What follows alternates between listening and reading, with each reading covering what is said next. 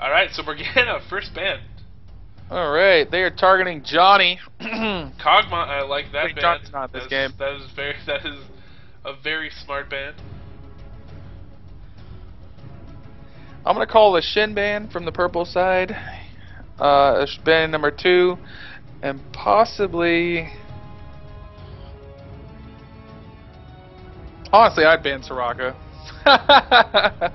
I think at this point against some teams, it's not that bad to actually ban supports, because a lot of times support players aren't, for some reason, they're not well versed in playing a lot of supports. Like I find, for some reason, a lot of those supports I'm running into, like they like to play like 1 or 2, and then the other ones, they're not quite as good. I think so in some cases, like even if you had like first pick, you ban 3 supports, they like either give you an awesome character because there's an excess pool of bans, or you pick some like good support, the 4th easiest to play support, you make them play the 5th easiest, and they're not as good. But sometimes in these games, I can tell you right now, a lot of my success in solo queue has been playing AP Soraka bot lane and just stealing CS from my duo partner, Marnold. Is that why you've been losing games?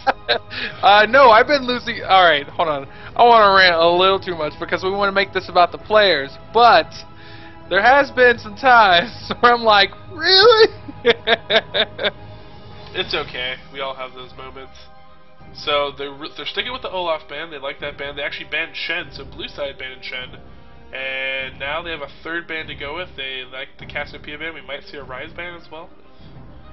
They want to stick with that ban. I don't know if it's the best ban. Let's see. Rise is counterable. They're going to ban Janna, actually. Interesting. So maybe they think since they don't have first pick, they might try to run a double AP comp, AoE comp again, and they don't want it to go against a Janna. So that could be where that ban is coming from. Yeah, I don't know. I'm interested to see what we're gonna roll here. I'm pretty sure we're gonna see some different picks. We might even see. Ooh, I like it. This could be a jungle cow.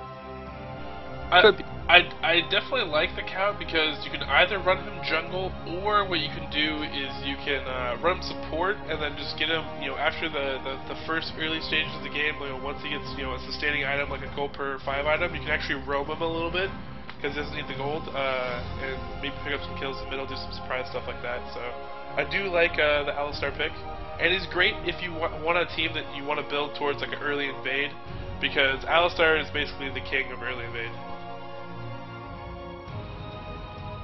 I 100% agree. Like, sometimes I'm like, oh my god, the other team has Alistar, and I'm like, oh, I'm going to start at red even though I'm a blue dependent jungler, just because whatever. I don't want to risk that chance where I'm just going to get my jungle blown up, or put ourselves in a bad position in a level 1 team fight, which I have done, by the way.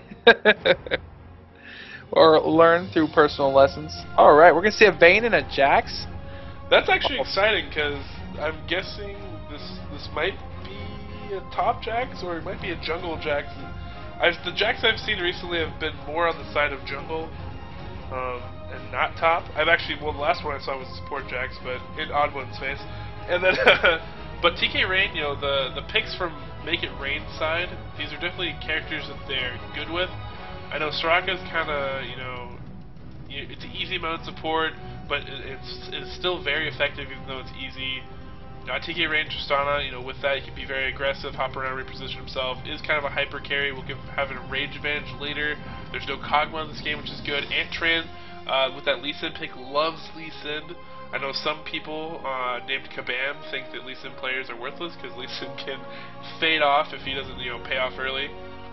But I know that Ahri is another really strong pick for Team Make It Rain. So they have some good picks. Looking at these picks are picks that fit, what those players like to do. Yeah, I haven't seen much Ahri play from these guys, from Antran, but you know what? He's been playing around in 1700, and if he's going mid and he's playing, he's probably going to see a lot of Ahri. Ahri's a common ban in that elo, and potential troll pick incoming. Or placeholder pick. Yeah, or placeholder pick. Ooh. I like it. You've got gonna be a very dangerous game for Team Make It Rain. They're gonna have to be on their toes. Because Vayne Alistar is going to be hyper aggressive and scary if you get out of position. Talon can definitely, give a lot of AP mids a lot of trouble. And Kennedy, if they wanted to be safe, depending on what they decide to go with top, they either can throw a mid or top depending on the matchup. But I think we might have a Talon mid and then Kennen up top. Yeah, I think we will definitely probably see a Talon mid or what? No, I guess it'll depend. Does Talon do well versus Ari? He does well actually against a lot of AP characters. I know he does pretty good against like a Morgana. But what we are seeing is, three-ish gap closers. You've got 3 AoE stuns. You've got a lot of good protection and peel for Vayne, who is also a hyper carry. He doesn't have the range of Kog'Maw, but can put out just as much, if not more damage, specifically in that mid-game phase, in that early and mid-game phase. So that'll be pretty good. I think we're just seeing a solid, just solid picks. We're not basing anything on. If you look at the Team Make It Rain, there's not a whole lot of strategy into these picks. Like in terms of they're not explicitly team centric. Last second ribbon? Now they got somewhat of a mobility and displacement, and it looks like the swap went through. So we probably won't see a remake here. We see a lot of mobility. We see some displacement. I mean, really, what this team is to me is these are characters that we know how to play well with. It's not necessarily like let's build the AoE team or X team that fits into a cookie cutter. We're just gonna build this is a team we're really good with. Where I think Perplexed Gaming is actually doing a little bit of play some kind of a new lineup, but they're also making some picks. I think the Talon Kennen pick were very they're gonna if the other part of it doesn't work out, they're which Vayne Alistar is not a bad pick by any means, but I think the wild card definitely is Jax and then going Talon mid. But if things go wrong, they still have a solid team comp overall that can work together. So we can actually remove the summoner spells here, and we're going to show you that it is indeed a Jax jungle. Jax jungle without flash because he's got a gap closer. So as long as he's got a ward, he's got somewhat of an escape mechanism. We're going to see Cow bot lane. I mean, there really wasn't an option for another support, so most of you are probably like, duh, Highwind. We knew Jax was going to be jungling. Unless maybe Talon was jungling. Are you getting that text too right now? Do what? I said, are you getting that text too right now? Yeah, I'm getting pings in game right now. By Highwind, you're an idiot. Well, you know what? You're probably right. And it looks like TK at the last minute gave up flash for heal. So I kind of like this. If Soraka also had maybe exhaust Soraka has to go instead of clairvoyance. I'm surprised by both these supports. We could have seen some extreme aggression on this bot lane because who's either support player took clairvoyance last game, right? So it's probably safe to say he was going to take clairvoyance this game. Just most. Typically, you either take clairvoyance or you take maybe a heal or exhaust. So he took clairvoyance last game, which means he's going to be down some sort of aggressive or defensive summoner, and they're going to have the range advantage with Tristana, and Tristana likes to take ignite. Yeah, I mean it's really just going to be interesting. I would have liked to see more aggressive summoners, as you know. When I play supports, I actually go double aggressive summoners. I actually forgo flash in a lot of cases. And I think what I've seen from VVV Gaming, Roshan now and their bot lane that I've seen from them is it's actually pretty effective. They'll run a Tristana, typically a Tristana and something besides Soraka, but you can run a Soraka because she can actually do some decent poking damage if you build it right. And then you basically have 4 offensive summoners, and it's really hard to win a lane like that bottom. I think maybe the response to the clairvoyances that we're seeing here are that if you have an Alistar that says, hey, we can try to invade as a team, and Heart Karen, maybe she said, maybe their team said, hey, let's take clairvoyance so we can try to spot them out, spot this invade, and have another extra tool to that. Because I think that CV is a great tool when you are invading, you can check a lot of brushes, because when you are invading, a really big pain in the butt move is when you face check a brush that has 5 people waiting on it because you have no vision, and so CV can actually help make that safe when you do decide to make that move on a location where it's more than likely that the enemy team Actually, could be sitting. if you're Alistair, you don't mind face checking a bush with 5 people in it because you're like, yep, thank you. Well, sort of. It depends on their CC. If you can get CC'd and killed before you even get off a pulverize in some cases. So yes, in some cases, yes, you want to get in there to pulverize and get 5 people because they're all bunched up. But at the same time, it doesn't hurt to actually have that CV anyways, to make it so that you can actually get the first blow off if you want. I mean, he could flash in, initiate around playing with the vision of a lot of the corners that are in juggle. So it's very smart by them.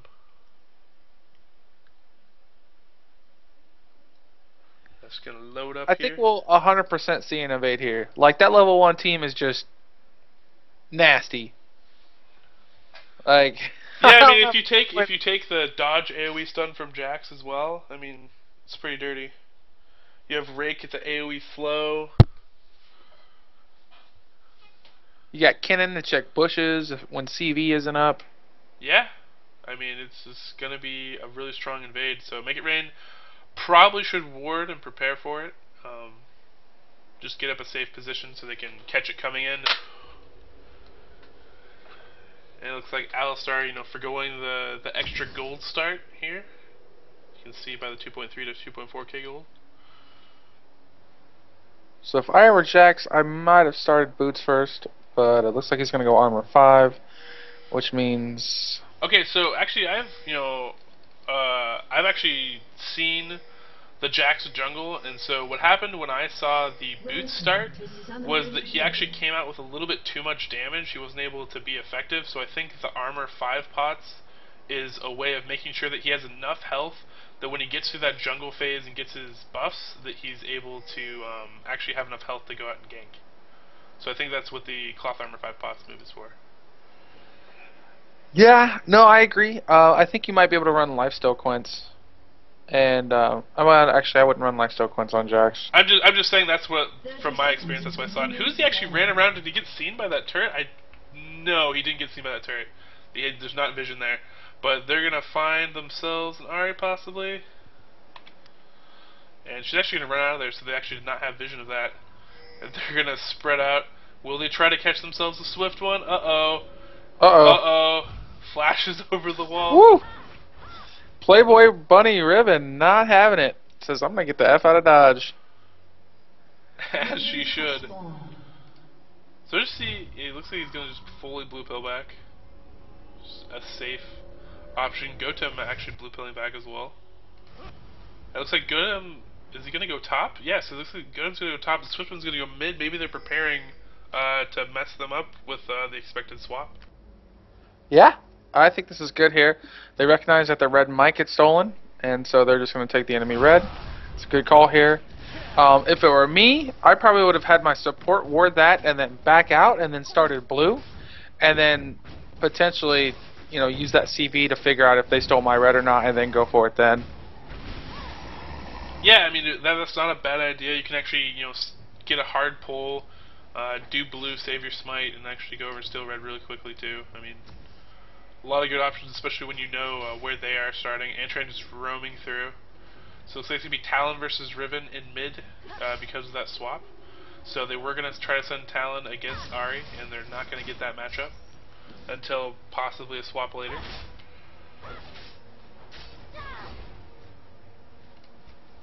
This is good. E5 versus Swift, both playing 80 bruisers. I like it. This is kind of the matchups you kind of want to see, and they've taken center stage here on Summoner's Rift mid lane. They're like, Gotem, PG, Chaotix, whatever. You guys, whatever. Go play in top lane. We want the center floor here.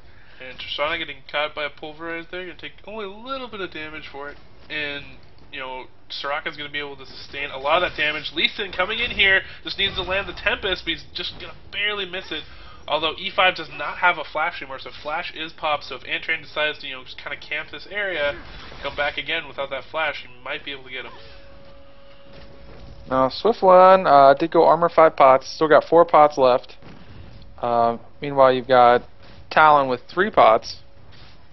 Yeah, I'm just noticing real quick here, Soraka actually went, I think she went 2 wards, which I would have preferred a 4 ward start just for the fact that she's going to have to spend extra wards because of what's happening right now with them getting zoned out because of Alistar in the brush. So it probably would have been a good idea to actually, bring some extra wards just in case of that scenario.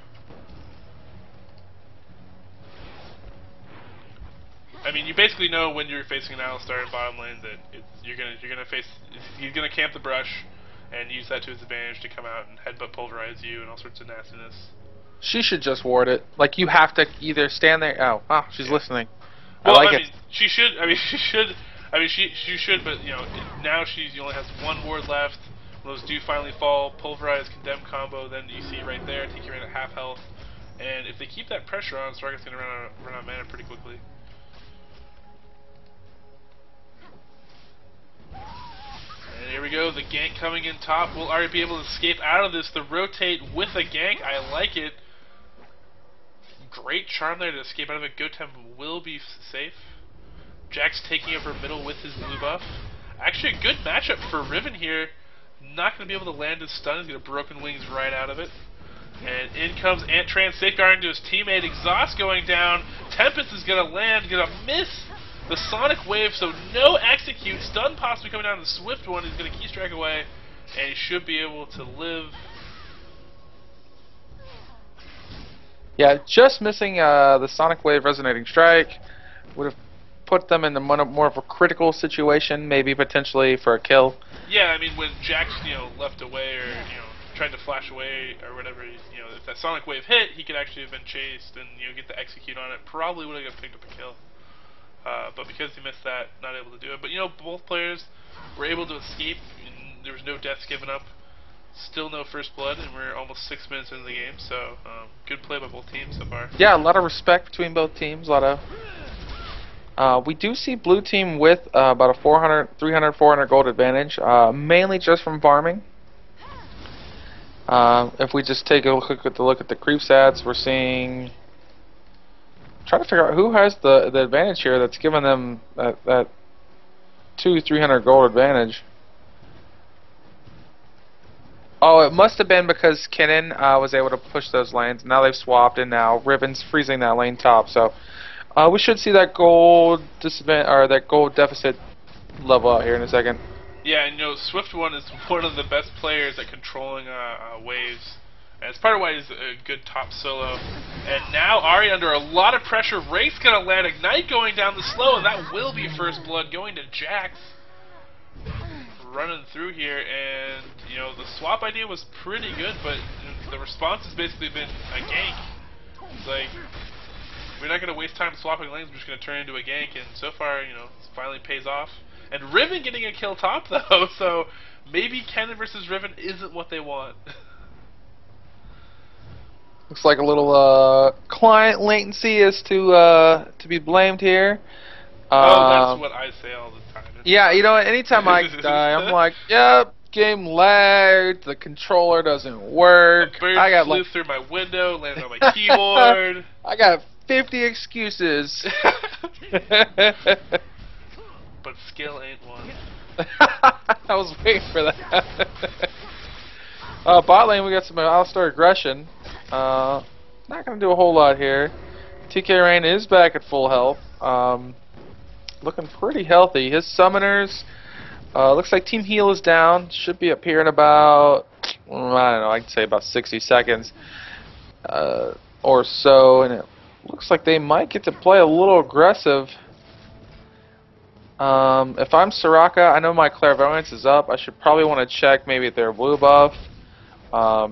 Just try and find out. I mean, at this time, it's a good bet on whether or not their blue buff has come up or not, since they know they started red. And Lee Sin was able to, I think he was able to steal the purple side red again.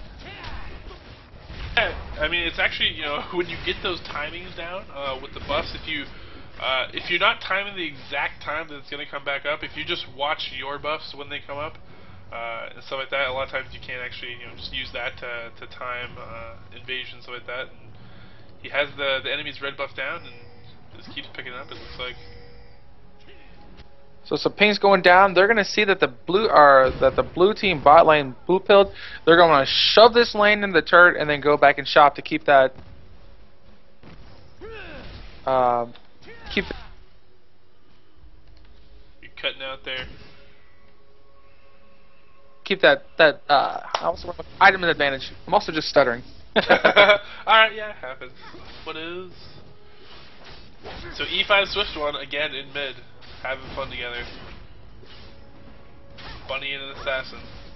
I see a little bit of engage here, so on to E5. E5's gonna land that dot though. It's gonna end up fairly even.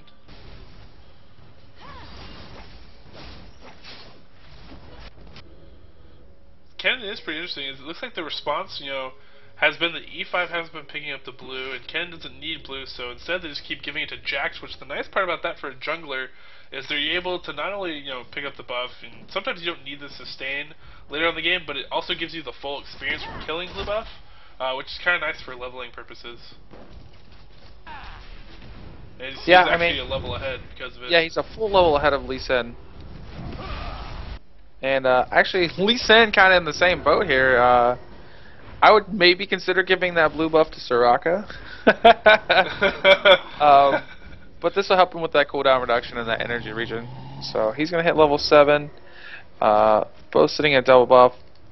What we're not seeing are pink wards on Dragon. This would be a great time for either the jungler or the bot lane support to have had a pink ward on Dragon.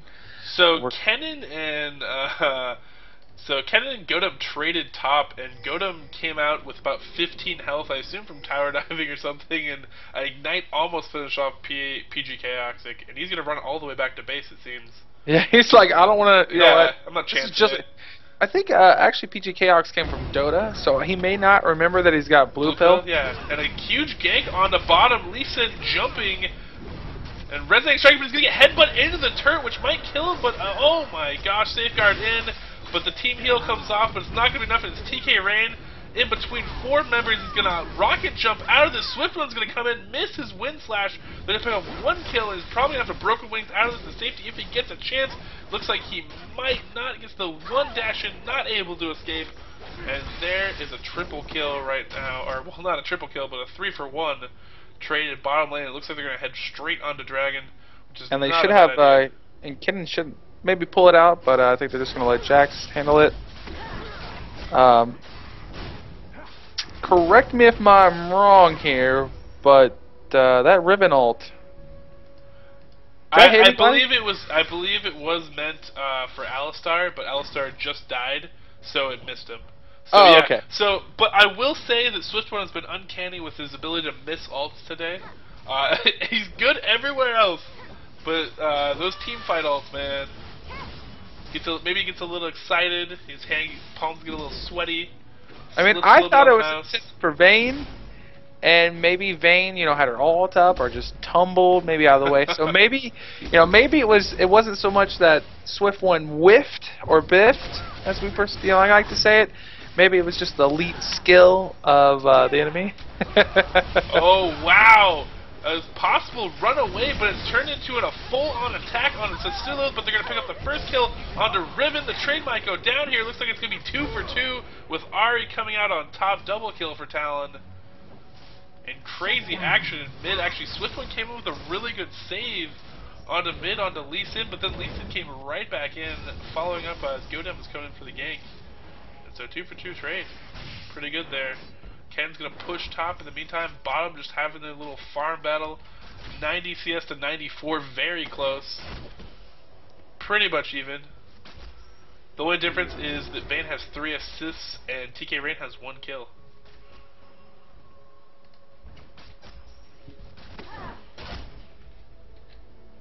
So I think what we're seeing here is just kind of like similar to the game 1, where there was just a little bit better team coordination from PG, where they were able to collapse, pull off successful gank on bot with an advantage, 3-for-1, and then take Dragon.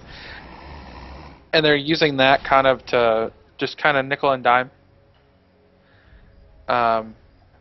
the enemy team by getting those advantages. That's not just one big setup for one big team fight win and then win the game. They're just, hey, we're going to gank bot around the 12, 13 minute mark.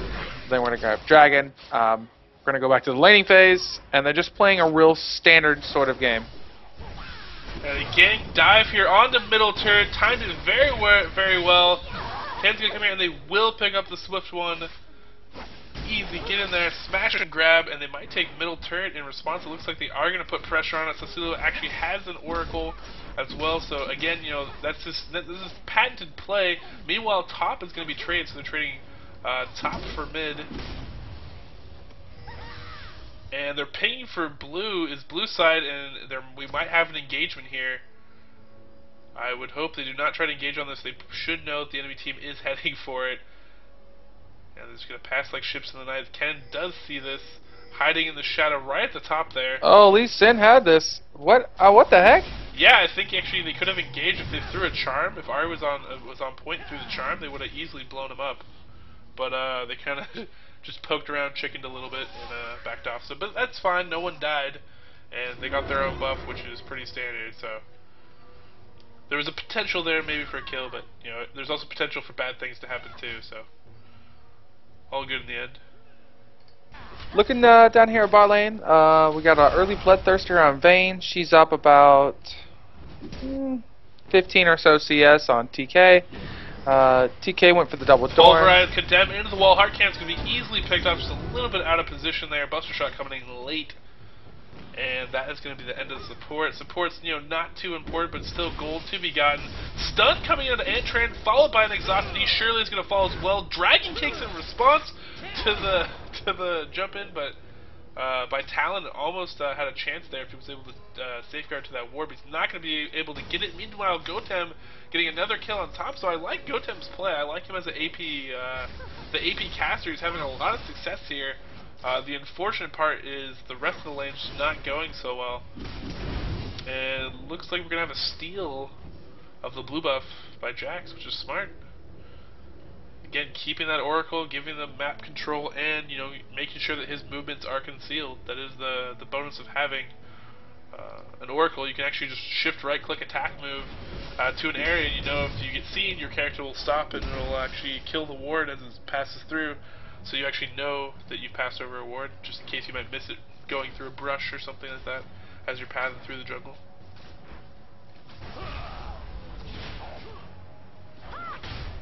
So PC did have to back. He's going to miss most of this creep wave in terms of experience. He's probably not that far behind in terms of experience. They're both level 10. Oh, wow. Actually, if you look, oh, okay, fight going down at blue buff. Heartcan's going to be absolutely destroyed right away. Headbutt Pulverize combo, beautiful on Antran. Antran will go down as well, add the blue buff. But if you actually look at Dragon, the vision, that ward that's right inside of Dragon actually is hidden from that pink ward based on its placement. The pink ward can actually not see the ward that was placed inside, which is kind of funny.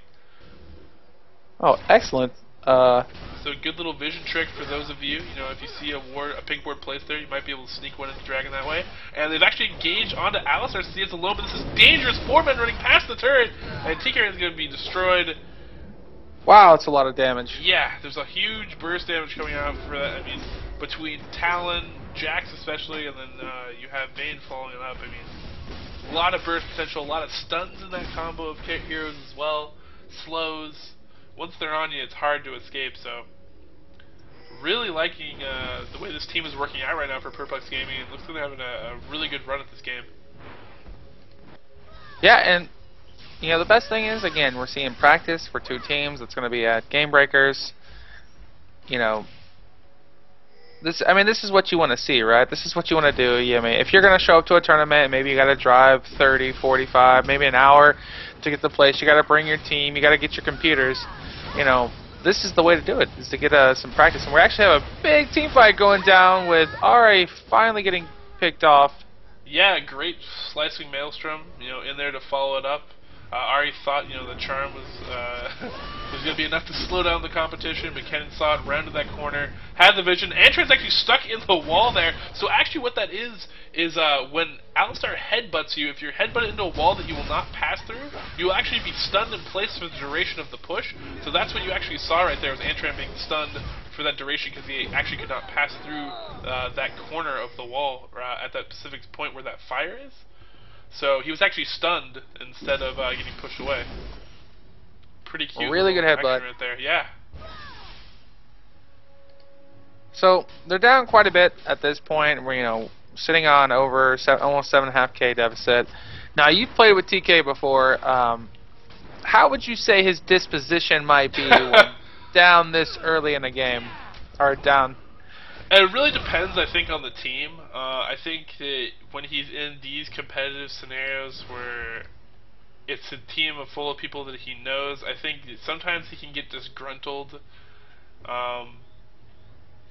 But depending on how the rest of his team, depending on how Swift, Antran, Gotem are responding to what's going on, he might be fine at this point. But otherwise, sometimes, the mental aspect is very important. If you're able to get true League of Legends vision over the characters and get little happy faces or sad faces or whatever, or little emoticons based on how players are feeling, TK Rain might have a little bit of a rain cloud above his head right now. But, oh wow, Gotem spirit rushing 3 times through the map, running past the enemy team. They should know that Baron is going down, although I don't think they can do a lot to defend this. TK Rain is bottom. Most of their team is on the bottom half of the map, so this will be a Baron for Perplexed Gaming. Perplexed Gaming is just going to have to, they're going to have to push, but Make It Rain is going to have to turtle up. And we are going to see it. Oh, there's a surrender. So, you know what? That's fair enough at this point. I think, this is practice. So at this point, if you're probably beaten, and Perplexed Gaming has shown that, they have great teamwork. There's no reason to think they're going to throw it. So, great play by them. And good little matchup right there. I think first game went a little bit better for Team Make It Rain, but overall still, some good moments, some good action. I really liked Gotem's AP play. It was very strong. His Ari was on point, and he actually got the better of PJ Kaxic a lot. And their bottom lane wasn't too bad. I mean, they were able to keep even most of the time, or pretty even, maybe 10 or 12 CS behind. I think, and obviously Swift one's a very good top solo. I think they didn't really lose any lanes horribly, and if you saw like First Blood took a while to get to, I think the advantage for Perplexed Gaming so far, to me, is just clearly that as a team, obviously probably, Sasulo, being a great team leader he is, they have a lot of good direction, and they have a good team plan, and they're reacting really quickly to the actions that are being called out, or they're thinking as one, playing really well as a team, and that's really the difference I see. I think individual skill in lane, I don't think there was any big discrepancy. Someone's getting totally destroyed, owned, anything like that. It was really just team play for Perplexed Gaming. So I gotta hand it to them. They look like a very solid team, and I'm excited to see them Gamebreakers on the 28th.